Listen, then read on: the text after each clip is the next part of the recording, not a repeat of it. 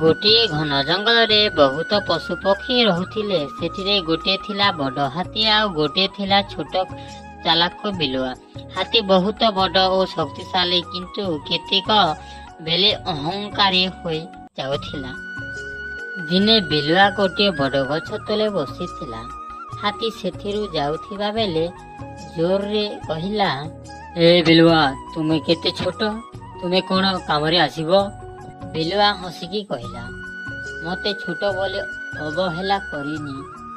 ଦିନେ ମୋର କାମ ତୁମକୁ ଲାଗିପାରେ। ହାତୀ ମୁଣ୍ଡ ହଲାଇ କହିଲା, ମୁଁ ଯେତେ ବଡ଼, ମୋତେ କିଛି ଲାଗିବ କି? କିଛି ଦିନ ପରେ ହାତୀ ଗଛର ଡାଳ ବନ୍ଧା ପକାଇଥିବା ଶିକାରୀ ଜାଲରେ ଫସିଗଲା। ବହୁତ ଜୋରରେ ଟାଣିଲା, କିନ୍ତୁ ମୁକ୍ତି ମିଳିଲା ନାହିଁ। ସେ ବିଲୁଆକୁ ଡାକିଲା, ହେ ବିଲୁଆ, ଦୟାକରି ମୋତେ ବଞ୍ଚା।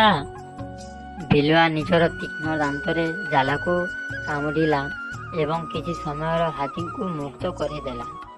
ହାତୀ ଲଜ୍ଜାପୂର୍ଣ୍ଣ ସ୍ୱରରେ କହିଲା, ମୁଁ ତୁମକୁ ଅବହେଳା କରିନେଇଥିଲି, କିନ୍ତୁ ଆଜି ବୁଝିଲି, ଛୋଟ ହେଲେ ମଧ୍ୟ ଯଦି ବୁଦ୍ଧି ଓ ସାହସ ଥାଏ ବଡ଼। ଏକ ସମୟର କଥା। ଜଙ୍ଗଲ ମଧ୍ୟରେ ଛୋଟ ବଡ଼ ହାତୀ ବସୁଥିଲେ। ସେଥିରେ ସମସ୍ତ ପଶୁମାନେ ହାତୀଙ୍କୁ ଦେଖି ଭୟ କରୁଥିଲେ, କାରଣ ସେ ବହୁତ ବଡ଼ ଓ ଶକ୍ତିଶାଳୀ। ସେହି ଜଙ୍ଗଲରେ ଗୋଟିଏ ଛୋଟ ବିଲୁଆ ମଧ୍ୟ ରହୁଥିଲା। ସେ ହାତୀଙ୍କୁ ଦେଖି ଭାବିଲା, ହାତୀ ବଡ଼ ଥିଲେ କ'ଣ ହେଲା, ମୁଁ ଛୋଟିଆ ହେଲେ ମଧ୍ୟ ତାଙ୍କୁ ହରାଇ ପାରିବି। ଦିନେ ବିଲୁଆଟି ହାତୀଙ୍କ ପାଖକୁ ଗଲା ଓ କହିଲା, ଆରେ ହାତୀ ଭାଇ, ତୁମେ ବଡ଼ କହିଲେ କ'ଣ, ମୁଁ ମଧ୍ୟ ତୁମକୁ ହରାଇ ପାରିବି। ହାତୀ ହସି କହିଲା, ହା ହା, ଛୋଟିଆ, ତୁମେ ମୋତେ କିପରି ହରାଇ ପାରିବ? ବିଲୁଆ କହିଲା, ଆଜି ରାତିରେ ଦେଖ ମୁଁ କିପରି ତୁମକୁ ଭୟ ଦେଖାଉଛି।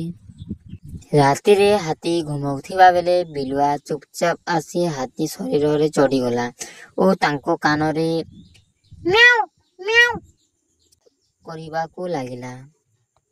ହାତୀ ଭୟଭୀତ ହେଲା। ଏତେ ଛୋଟ ଜିନିଷ କିନ୍ତୁ କାନରେ ଏତେ ବଡ଼ ଚାଲିଲା। ସେ ତୁରନ୍ତ ଉଠିଲା ଓ ପଳାଇଗଲା। ତାପରେ ବିଲୁଆ କହିଲା, ଦେଖିଲ, ଶକ୍ତିରେ ନୁହେଁ, ବୁଦ୍ଧିରେ ବଡ଼, ଛୋଟ ନିର୍ଭୟ ହୁଅ। ଏହି ଗପଠୁ କ'ଣ ଶିଖିବାକୁ ପାଇଲା ପିଲାମାନେ?